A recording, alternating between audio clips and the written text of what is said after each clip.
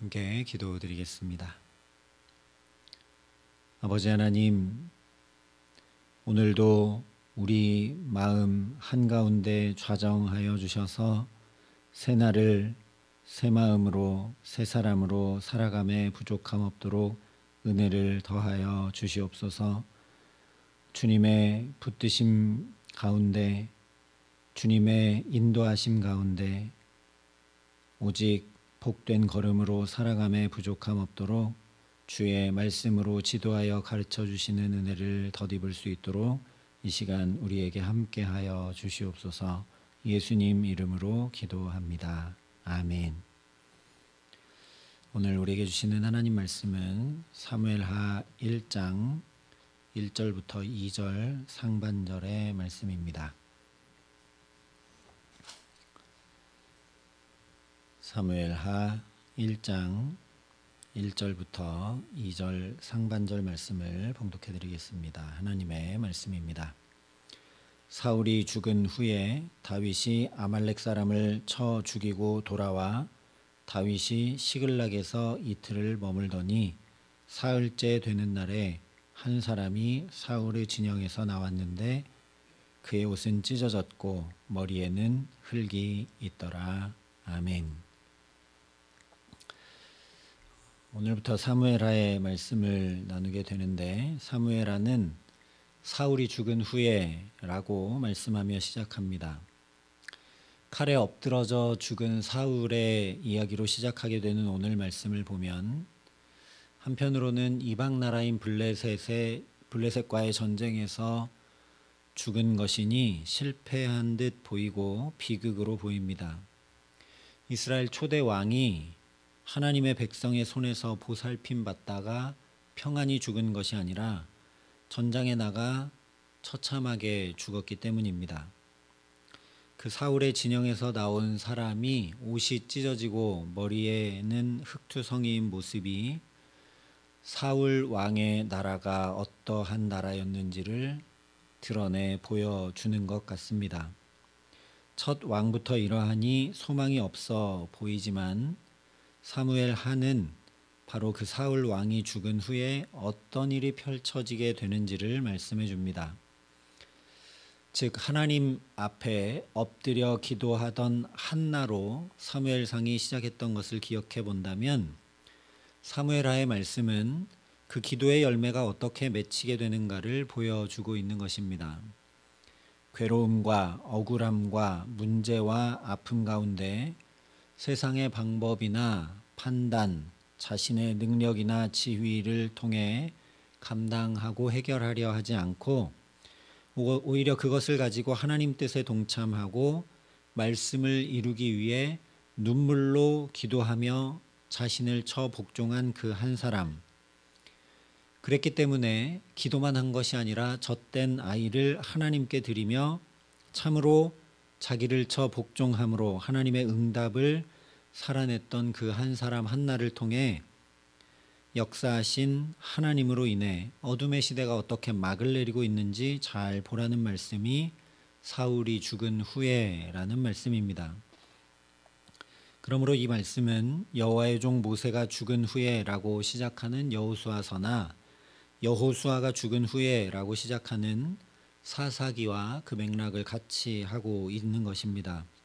비록 모세는 죽었으나 여호수아는 죽었으나 새로운 세대 가운데 기도하며 하나님을 의지하는 새 사람을 통해 하나님께서 새 일을 신실하게 행하셨던 것처럼 사울이 죽었지만 이제 하나님께서 여전히 살아 역사하심을 보게 될 것이라는 말씀입니다. 지금까지 살펴본 말씀들을 다시 정리해 보자면, 창세기는 창조, 출애굽기는 구원, 레위기는 거룩, 민수기는 방황과 동행, 신명기는 기억과 명령, 여호수아서는 유업과 안식, 사사기는 반복, 죄와 은혜의 반복이고, 룻기는 모본 또는 어둠 속의 빛이라 할 수 있고, 사무엘상은 전환이었습니다. 어둠에서 빛으로의 전환이고, 믿음의 삶으로의 전환이고, 사사에서 왕정으로의 전환이 사무엘상이었습니다. 이제 사무엘 하는 구축이라고 이야기해 볼 수 있습니다. 왕권이 세워져 가는 이야기이고 하나님 나라가 세워져 가는 이야기가 사무엘 하 말씀이기 때문입니다. 하나님을 사모하며 의지하고 기도하는 한 사람을 통해 하나님께서 이렇게 세상 나라들처럼 군사력, 경제력, 외교력으로 살아가는 것이 아니라 그런 세상 방법과는 전혀 다르게 말씀으로 살고 거룩으로 살아가는 삶을 통해 어떤 왕정을 세워가시는지, 그렇게 이 땅에 하나님 나라를 이루며 살아가게 하시는지를 보라는 말씀이 사무엘하의 말씀입니다. 일단 오늘 사무엘하 말씀은 당연히 사무엘상에 이어지고 있는 말씀인 것을 잊지 않아야 합니다.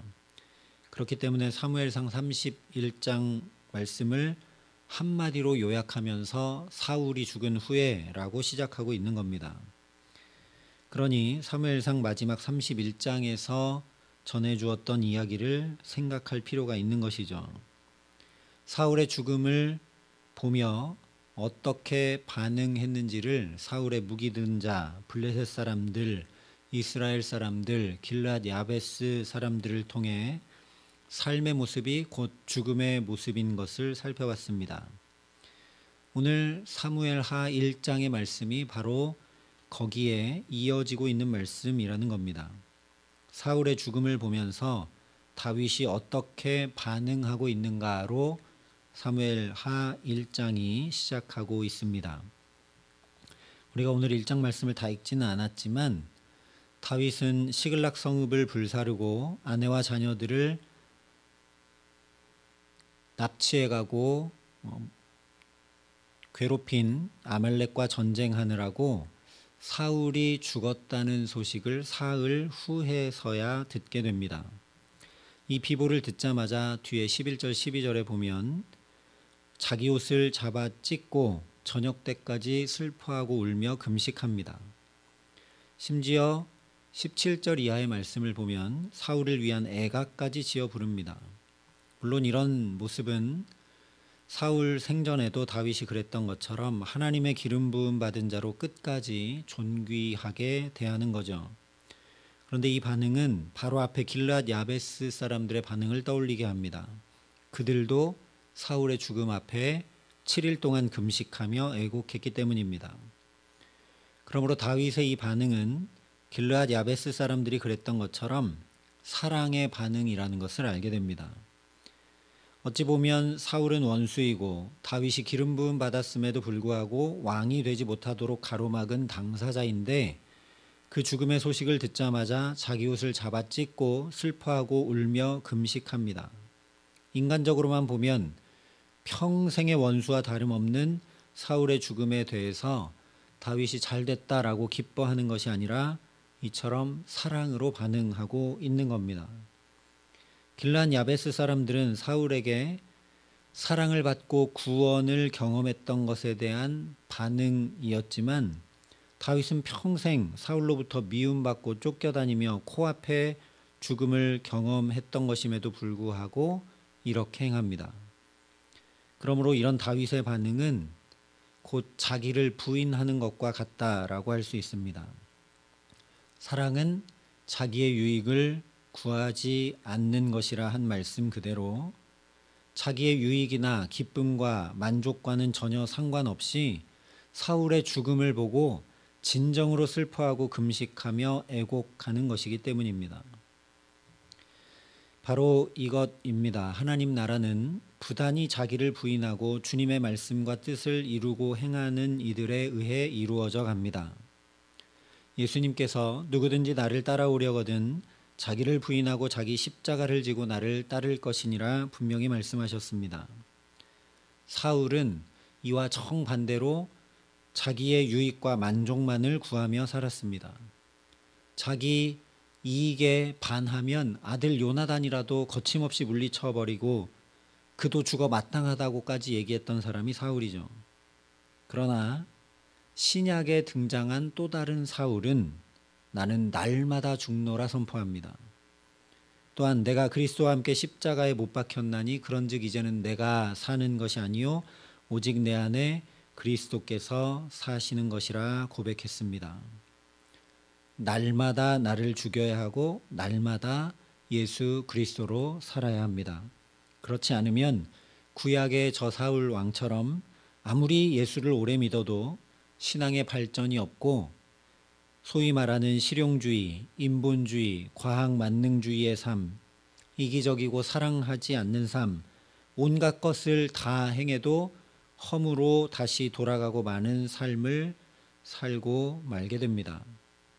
날마다 나를 죽이는 사람이 내 뜻과 계획이 아니라 하나님 말씀을 지켜 행하고 순종함으로 살아갈 수 있습니다. 날마다 자기를 부인하는 사람이 겸손히 예수님 의지하여 살 수 있습니다. 날마다 혈과 육을 죽이는 사람이 사랑함으로 살 수 있습니다. 날마다 육신의 정욕과 안목의 정욕과 이생의 자랑을 십자가에 못 박는 사람이 나는 죽고 예수로 살 수 있습니다. 내 안에 사울이 죽은 후에라야 내 안에 다윗이 살아 하나님 나라를 이루며 살아갈 수 있습니다. 그래서 오늘 사무엘하가 사울이 죽은 후에라고 말씀하며 시작합니다. 사울은 자기 힘과 결심으로 하려다 망해갔고 다윗은 자기 힘과 노력이 아니라 부단히 하나님의 은혜를 구했기에 사울이 죽었음에도 불구하고 끝까지 그를 사랑으로 대하며 하나님 앞에 살아갑니다. 바로 그 다윗이 어두운 시대를 환히 밝히고 하나님 나라를 이루어가며 자신도 영광스러운 왕으로 살게 되었음을 반드시 기억해야 합니다. 그러니 오늘도 부단히 하나님 앞에 은혜를 구하는 저와 여러분 될 수 있기를 바랍니다. 길바닥 같고 돌밭 같으며 가시밭 같은 내 마음이 갈아 엎어져 기경될 수 있도록 은혜의 담비 내려주시기를, 내 안에 짙은 어두움과 악과 독이 자연히 물러가도록 영광의 빛을 환히 비추어 주시기를, 내 무지와 교만과 어리석음이 사라지도록 능력과 지혜와 사랑의 말씀을 충만히 내게 채워주시기를 간절히 주 앞에 간구하는 저와 여러분 될 수 있기를 바랍니다. 그래서 오늘 우리 모든 삶의 자리마다 온전하고 구비하여 조금도 부족함 없는 의와 평강과 희락이 넘치는 그 하나님 나라 이루고 누리며 살아가게 하시기를 예수님의 이름으로 간절히 축원합니다. 함께 기도하시겠습니다. 아버지 하나님, 여전히 내 안에 사울이 펄떡펄떡 살아 움직입니다. 이기적이고 교만하고 나만을 위해 살아가는 그런 사울의 모습이 여전히 내 안에 있음을 주 앞에 고백하며 은혜를 구합니다. 주의 영광의 빛이 환히 비춰오지 않으면, 주의 생명의 말씀이 나를 주장하고 이끌지 않으면, 주의 은혜가 나의 온 삶을 덮고 주장하지 않으면 나는 도저히 살아갈 수 없는 존재임을 주 앞에 고백하오니, 주님 오늘도 강물 같은 은혜로 내게 역사하여 주시옵소서. 주의 은혜가 육박해 들어와 나는 죽고 예수 그리스도로 살아가는 그렇게 하나님 나라가 오늘도 조금 더 내 삶에 아름답게 이루어지는 복된 삶을 주와 함께 살아감에 부족함 없도록 이 기도의 시간 우리에게 함께 하시고 주의 은혜로 가득 채워 주시옵소서. 이제는 주 예수 그리스도의 은혜와 하나님의 사랑과 성령님의 교통하심이 여기 주님의 은혜에 붙들려 오직 주의 사랑에 붙들려 오늘을 살기로 소원하고 결단하는 여기 모인 모든 주의 성도들과 사랑의 빛교회 모든 교우들과 이 나라 이 민족과 이 귀한 복음을 오늘도 세계 만방에 전하시는 선교사님들 가운데 이제로부터 영원토록 함께 하시기를 간절히 축원하옵나이다. 아멘.